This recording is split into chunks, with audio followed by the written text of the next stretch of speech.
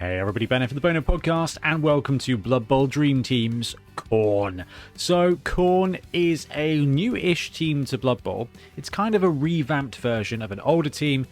The same core principle applies in that it is frenzy, but very much like the Battlestar Galactica reimagining, they took the source material and made it something very special and very iconic. So what we're going to do today is we're going to have a look at running a Khorne team in a Blood Bowl league. We're going to have a look to see what you can expect your team to look like at the 1250 point, so 1.25 million, which will be about, for this team, 6 to 10 games in. It's a bit of a slow brew team. We're also going to check out around about 1.5 million and 1.75 million too, to get to grips with what your team can be as it progresses through its career, and also if you're going to be playing against a Khorne team, what you're likely to face.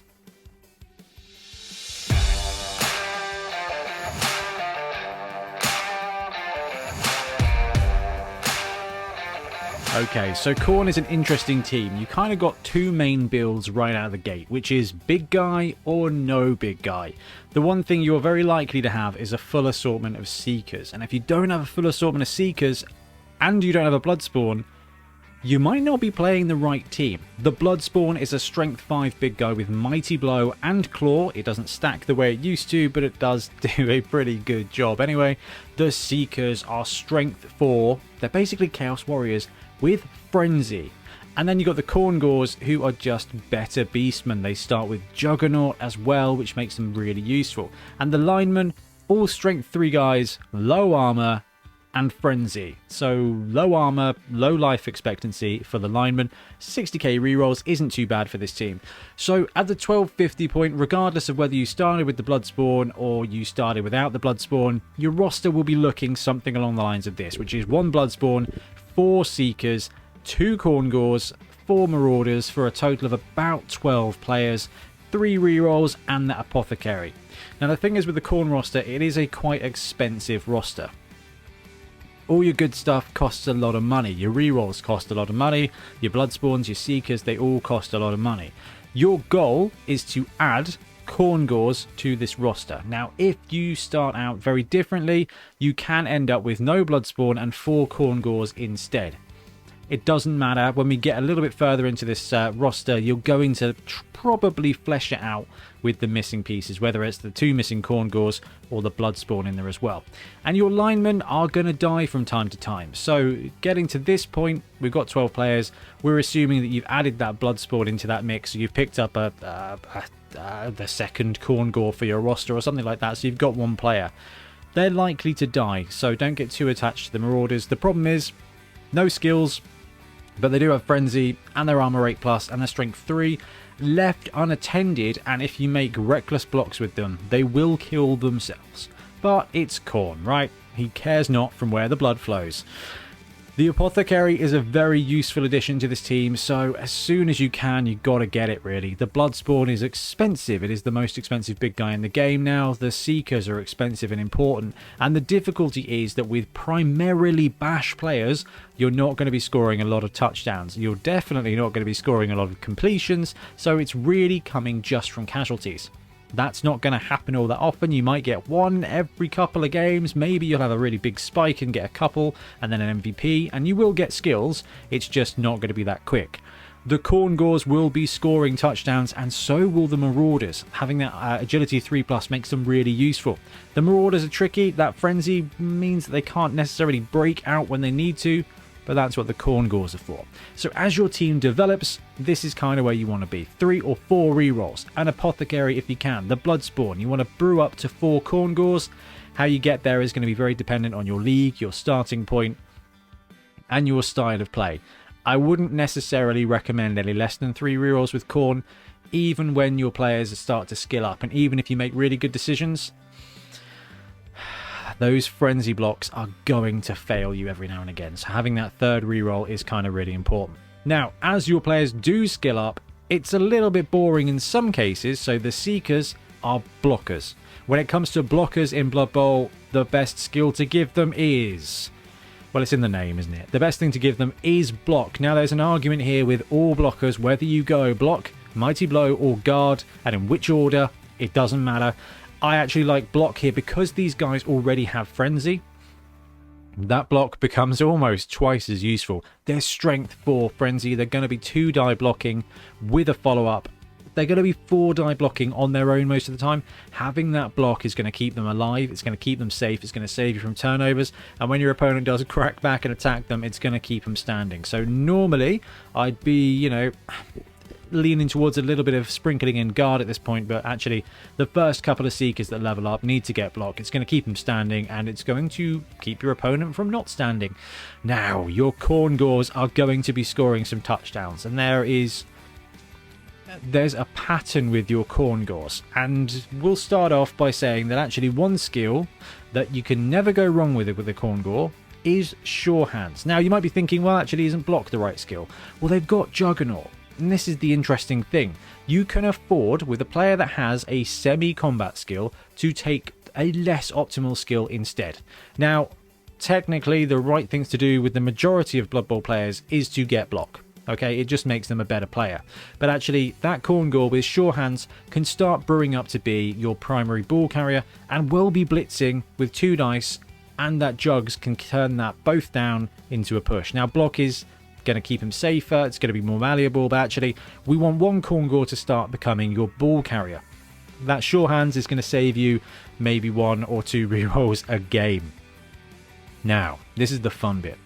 With this roster, your players are going to skill up slowly. You're going to be scoring 1 to 2 touchdowns a game if it goes to plan. So actually your SPVs are not coming from that all that quickly.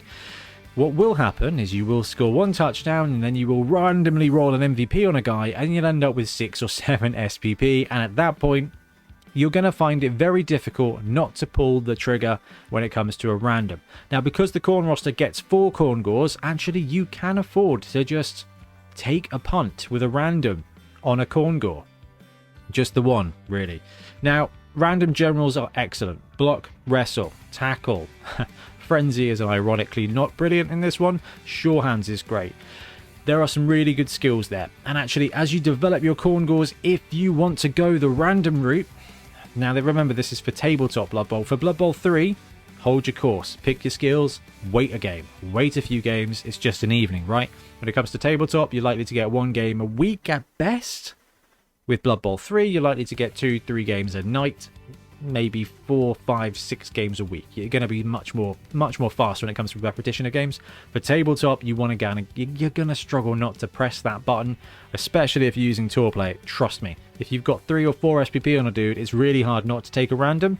It's suboptimal, but it will get your team developing, and you'll start brewing up that identity a lot quicker, and that is one of the really fun points about Blood Bowl.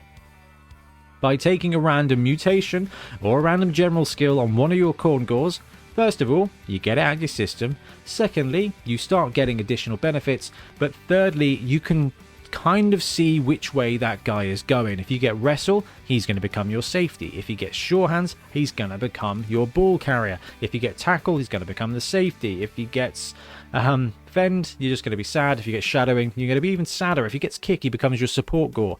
It's okay to take those skills, and it's okay to take a random, but once you kind of see where they're going, you can tailor the skills to match. So really good point there. And the fact they got mutations as well. If you want to just pull the trigger and see what happens, then brilliant. Not optimal, but it is incredible fun. Now, on the course of randoms, Marauders, just take randoms. They're not going to live very long. The correct thing is to wait till 6 SPP and take block. They're going to get better. Or you can score a random touchdown, get a random MVP, and take a random skill. Sure Hands means you're going to get an extra ball carrier. Kick is useful, tackle is useful, wrestle's great, block is great. There's a bunch of great skills.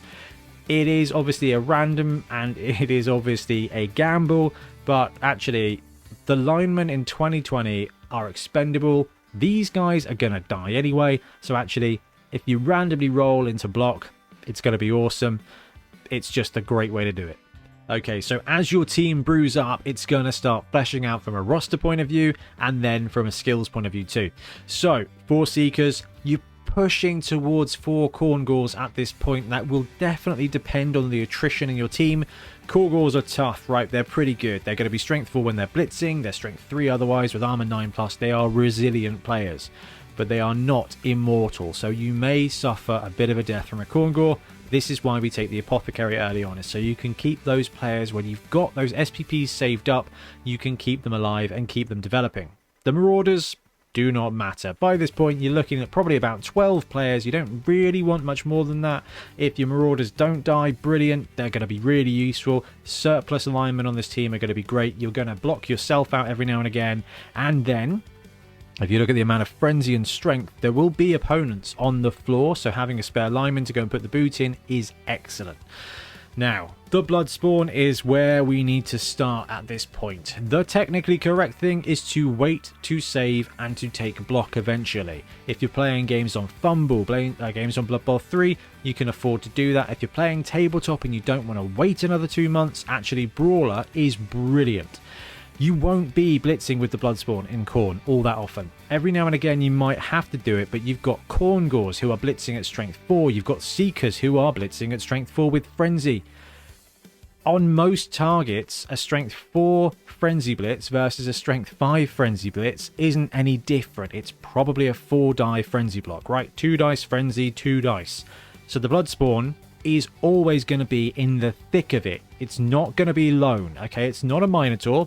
It's not, it's, if you think about fighting, okay, the Bloodspawn is the Blood Bowl equivalent of the windmill. It just wants to be in the fray, maiming.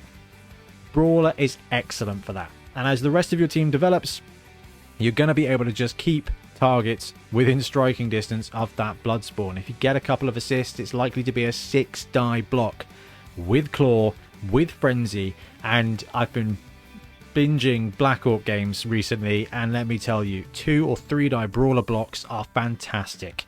Push, both down, reroll the both down, you get a POW. Doesn't happen every time, but every now and again it really does happen, and I've loved Brawler. It's not block, okay? That both down would be a knock, but it is going to help you, and it is a lot quicker to get Brawler than it is to get block. Juggernaut, again, you're not blitzing with the Bloodspawn. Don't worry about it.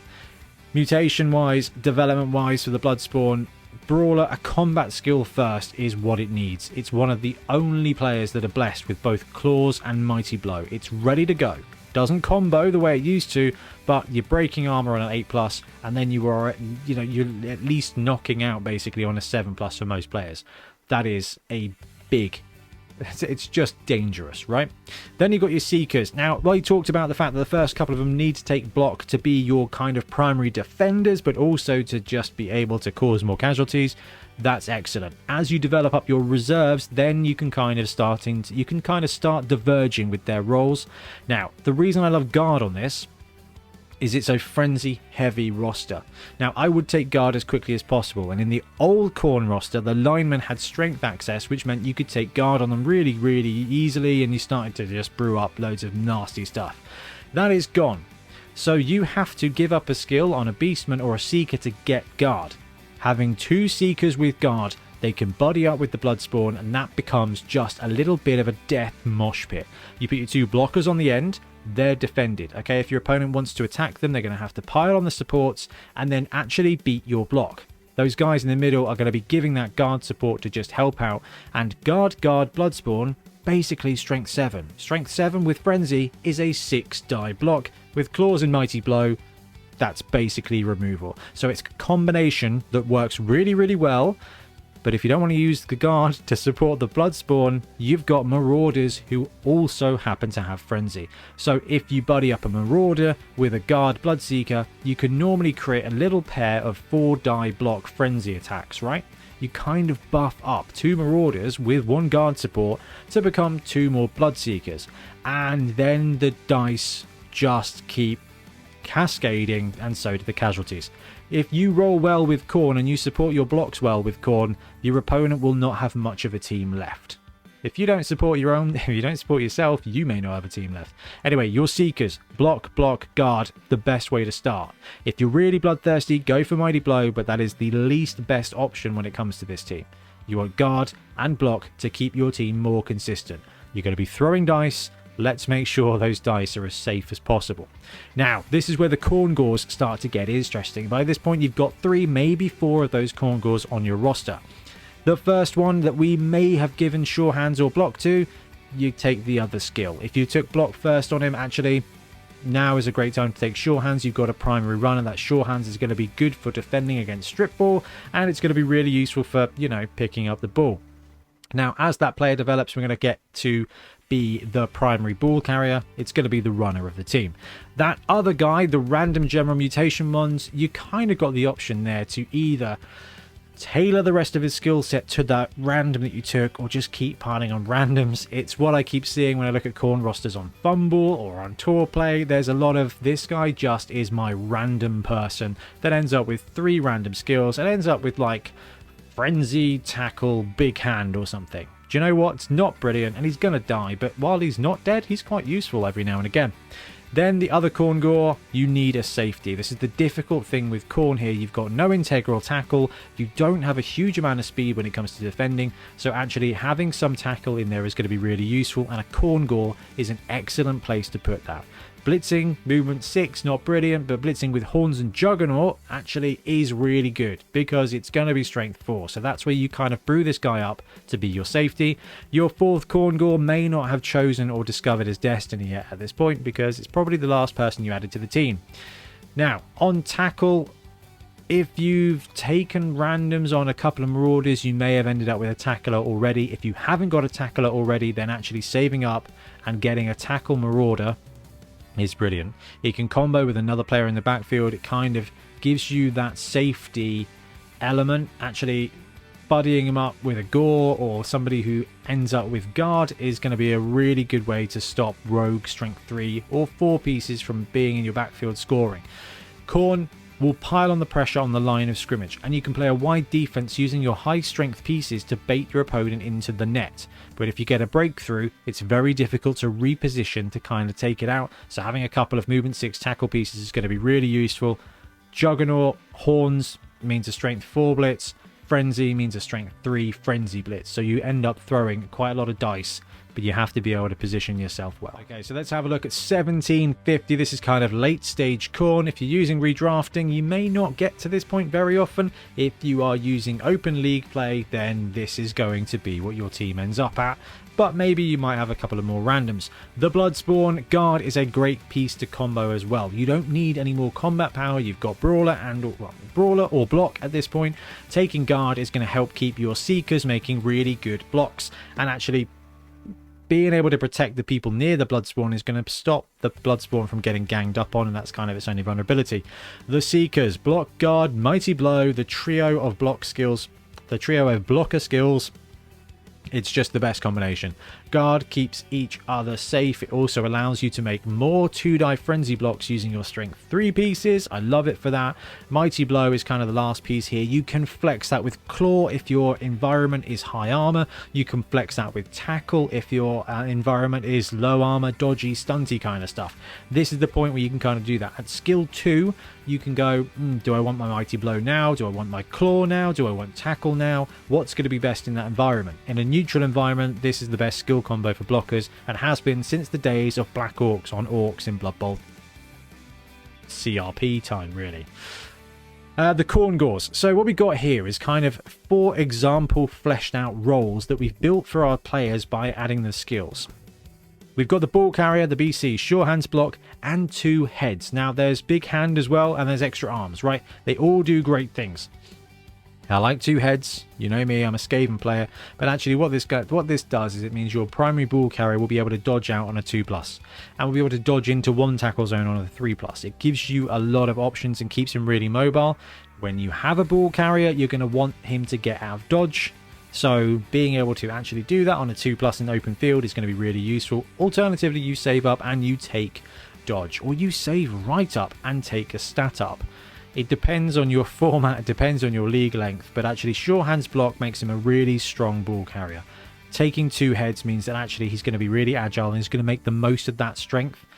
You've got Juggernaut, so he can blitz out, but actually what this gives you the opportunity is 2-die blitz, push, follow up, dodge out 2+, and hopefully score a touchdown.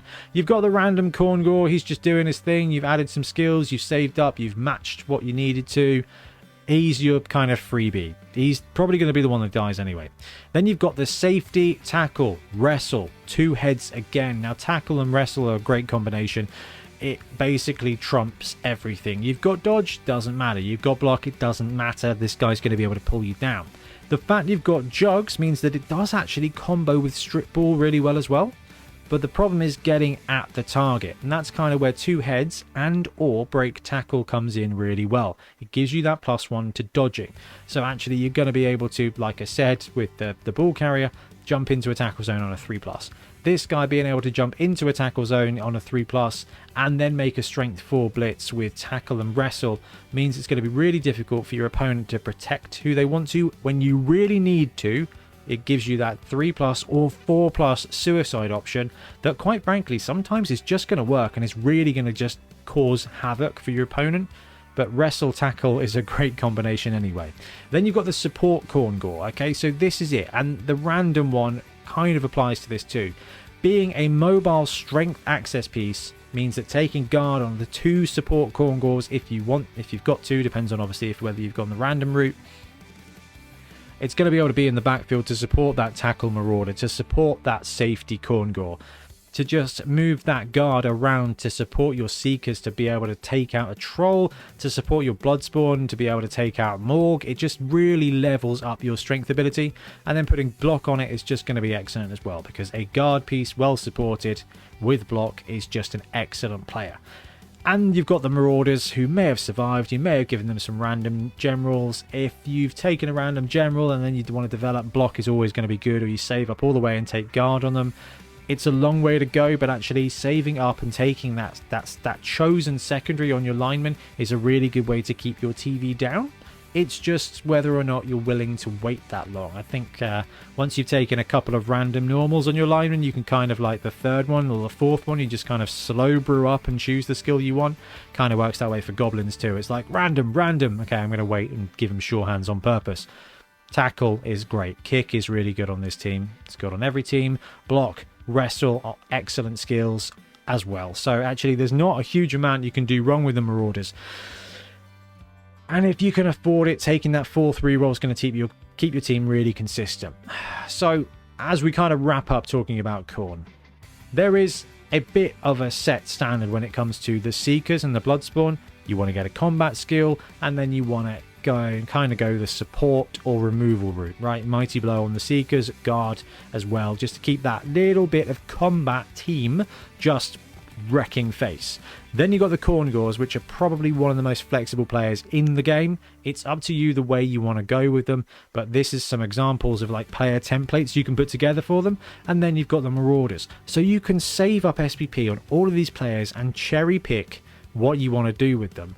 Or you go low TV, burn through the SPP early, and start building up players with multiple skills. The fact that random normal skills are 10k versus a chosen one means that actually you can take 2 randoms at 7 SPP instead of waiting up and choosing at 6 SPP.